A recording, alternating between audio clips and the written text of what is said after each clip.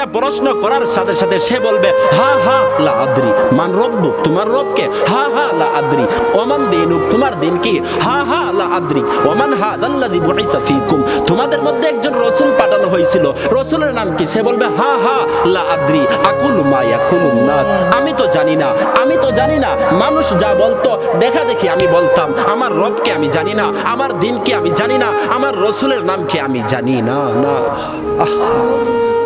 ইউনাদি মুনাদিন ফিস সামা, মুনাদিন ফিস সামা, আসমান থেকে একজন ঘোষণাকারী ঘোষণা দিবে, আন কাযাবা আবদি, বান্দা মিথ্যা বলছে রে, বান্দা মিথ্যা বলছে।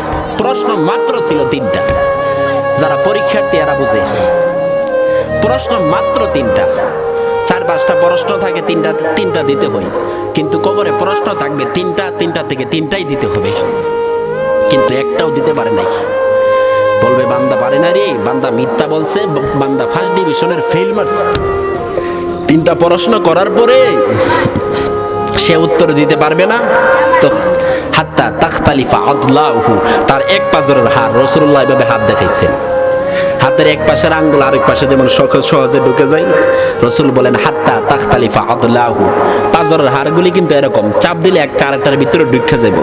কবরের পাশে, কবরের এক পাশের মাটি আরেক পাশের মাটিরে এরকম চাপ মারবে, হাত্তা তাখতালিফা আদলাহু, তার এক পাজরের হাড় আরেক পাজরে ঢুকে যাবে।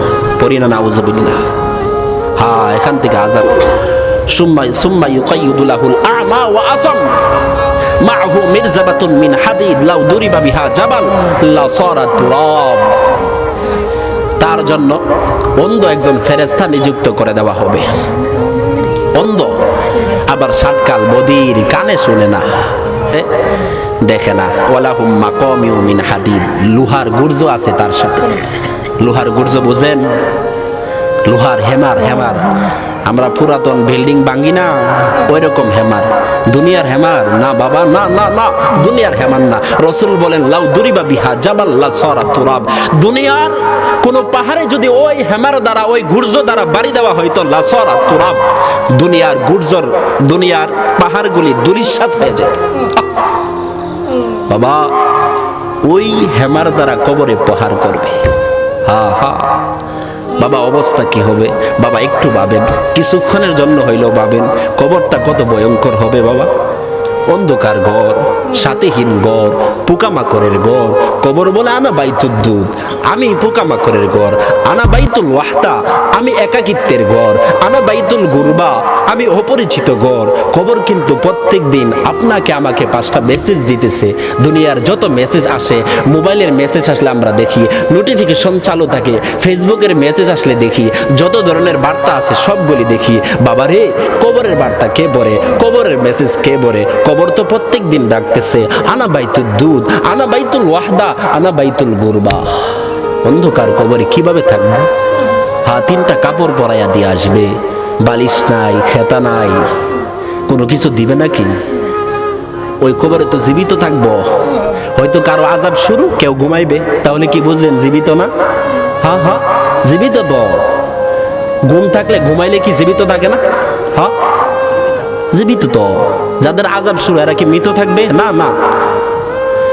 লাউ দুরিবা বিহা জাবাল, এই গুর্জ দ্বারা একবার প্রহার করার পরে 40 হাত মাটির নিচে চলে যাবে, ধূলিসাৎ হয়ে যাবে।